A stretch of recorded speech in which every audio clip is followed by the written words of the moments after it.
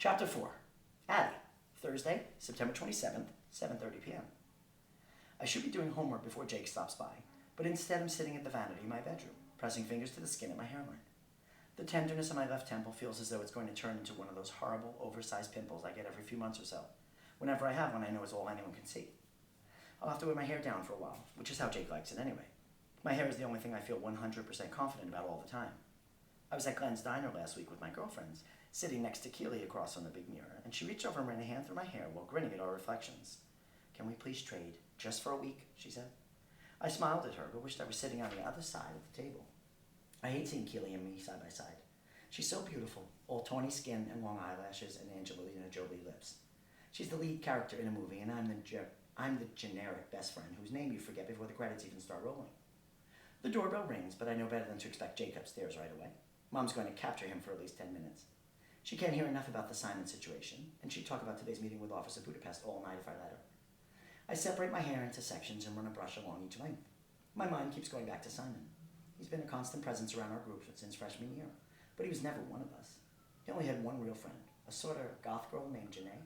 I used to think they were together until Simon had started asking out all my friends. Of course, none of them ever said yes.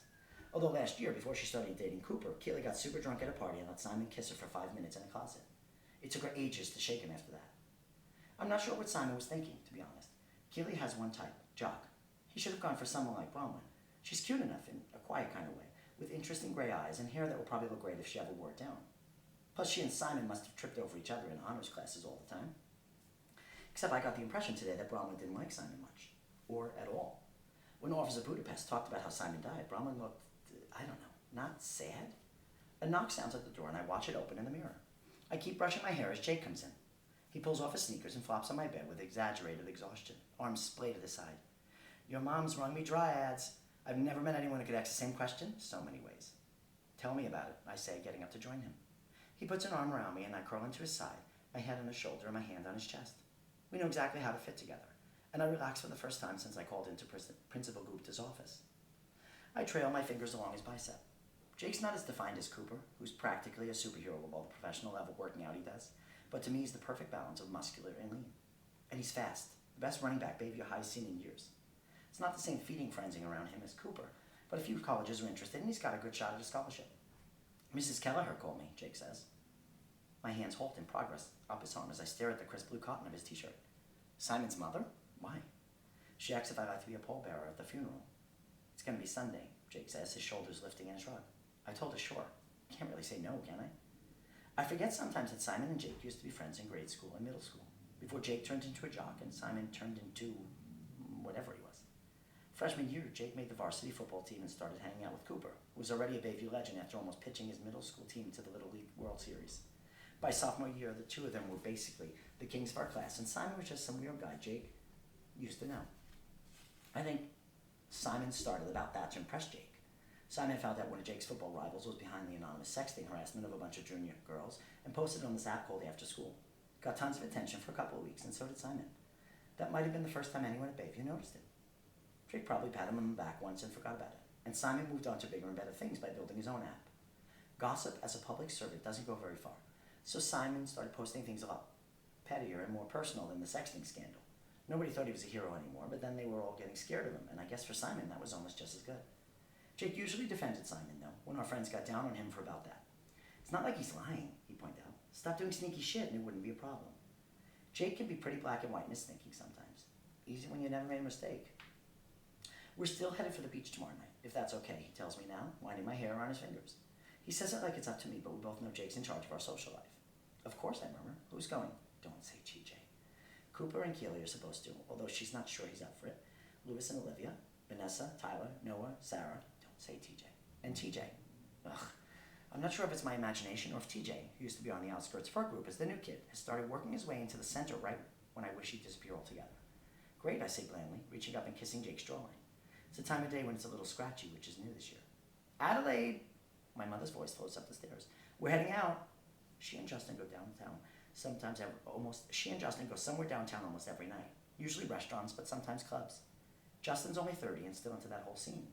My mother enjoys it almost as much, especially when people mistake her for being Justin's age. "Okay," I call, and the door slams. After a minute, Jake leans down to kiss me, his hand sliding under my shirt. A lot of people think Jake and I have been sleeping together since freshman year, but that's not true. He wanted to wait until after junior prom. It was a big deal. Jake rented a fancy hotel room that he filled with candles and flowers, and bought me amazing lingerie from Victoria's Secret.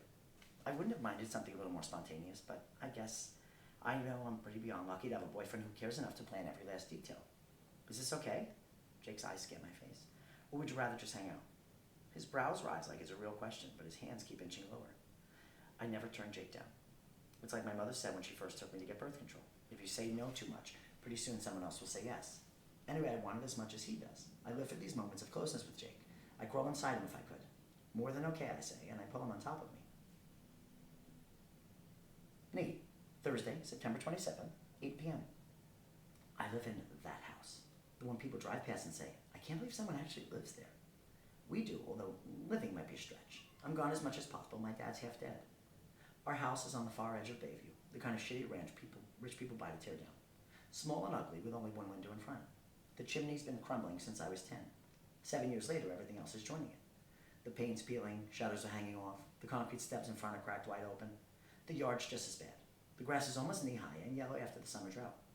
I used to mow it sometimes until it hit me that the yard work is a waste of time that never ends.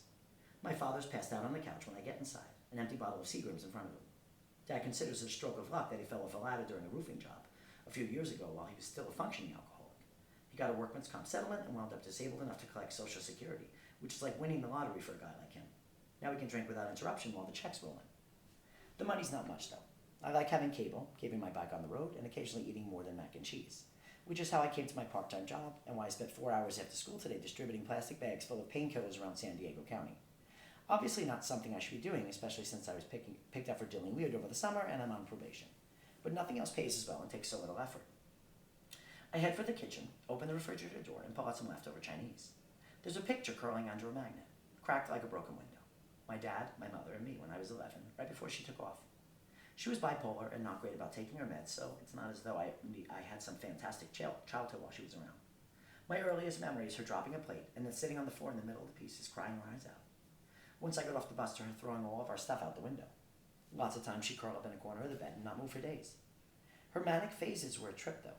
For my 8th birthday, she took me to a department store, handed me a card, and told me to fill it with whatever I wanted. When I was 9 and into reptiles, she surprised me by setting up a terrarium in the living room with a bearded dragon. We call it Stan after Stan Lee, and I still have it. Those things live forever. My father didn't drink as much then, so between the two of them, they managed to get me to school and sports. And then my mother went totally off her meds and started getting into other mind-altering substances. Yeah, I'm the asshole who deals drugs after they wrecked his mother. But to be clear, I don't sell anything except weed and painkillers. My mother would have been fine if she'd stayed away from cocaine. For a while, she came back every few months or so, and then once a year. The last time I saw her was when I was 14 and my dad started falling apart. She kept talking about this farm commune she moved to in Oregon and how great it was. That she'd take me and I could go to school there with all the hippie kids and grow organic berries or whatever the hell they did. She bought me a giant ice cream sundae at Glenn's Diner, like I was 8 years old, and told me about it. You'll love it, Nathaniel. Everyone is so accepting. Nobody labels you the way they do here. It sounded like bullshit even then, but better than Bayview. So I packed the bag, put Stan in his carrier, and waited for her on her front steps. I must have sat there half the night, like a complete fucking loser, before it finally dawned on me she wasn't going to show. Turned out that trip to Glenn's Diner was the last time I ever saw her. While the Chinese heats up, I check on Stan, who's still got a pile of wilted vegetables and a few live crickets from this morning. I lift the cover of his terrarium and he blinks up at me from his rock. Stan is pretty chill and low maintenance, which is the only reason he's managed to stay alive in this house for 8 years. What's up, Stan? I put him on my shoulder, grab my food, and flop into an armchair across from my comatose father.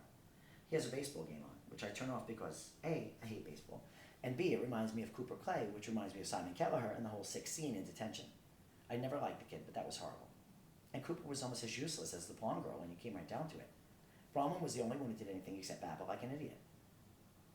My mother used to like Bronwyn. She'd always noticed her at school things, like the nativity play in 4th grade where I was a shepherd and Bronwyn was the Virgin Mary. Someone stole baby Jesus before we were supposed to go on, probably to mess with Bronwyn because she took everything way too seriously even then. Bronwyn went into the audience, borrowed a bag, wrapped a blanket around it, and carried it around as if nothing had happened. That girl doesn't take crap from anyone, my mother said, approvingly. Okay, in the interest of full disclosure, I stole baby Jesus, and it was definitely to mess with Bronwyn. It would have been funnier if she freaked out. My jacket beeps, and I dig my pockets for the right phone. I almost laughed in detention on Monday when Bronwyn said nobody has 2 cell phones. I have 3. One for people I know, one for suppliers, and one for customers. Plus extras so I can switch them out. but I wouldn't be stupid enough to take any of them into Avery's class. My work phones are always set to vibrate, so I know it's a personal message. I pull out my ancient iPhone, and I see a text from Amber, a girl I met at the party last month. You up? I hesitate. Amber's hot and never tries to hang out too long, but she was just here a few nights ago.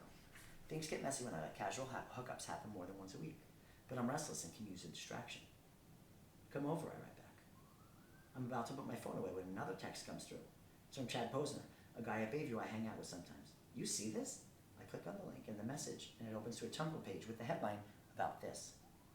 I got the idea for killing Simon while watching Dateline. I've been thinking about it for a while, obviously. That's not the kind of thing you pluck out of thin air, but the how of getting away with it all stopped me. I don't kid myself that I'm a criminal mastermind, and I'm much too good looking for prison. On the show, a guy killed his wife. Standard Dateline stuff, right? It's always the husband. But it turns out a lot of people were happy to see her gone. She gotten a coworker fired, screwed over people on city council, and had an affair with a friend's husband. She was a nightmare, basically. The guy on Dateline wasn't too bright. Hired someone to murder his wife, and the cell phone records were easy to trace. But before those came out, he had a decent smokescreen because of all the other suspects. That's the kind of person you can get away with killing. Somebody everybody else wants dead. Let's face it, everybody at Bayview High hated Simon. I was just the only one with enough guts to do something about it. You're welcome. The phone almost slips out of my hand. Another text from Chad Posner came through while I was reading. People are fucked up. I text back, where'd you get this? Posner writes, some rando emailed a link with the laughing so hard I'm crying emoji. He thinks it's somebody's idea of a sick joke, which is what most people would think if they hadn't spent an hour with a police officer asking 10 different ways of how peanut oil got into Simon Kelleher's cup, along with 3 other people who look guilty as hell. None of them have as much experience as I do as keeping a straight face when shit's falling apart around them. At least none of them are as good at it as me.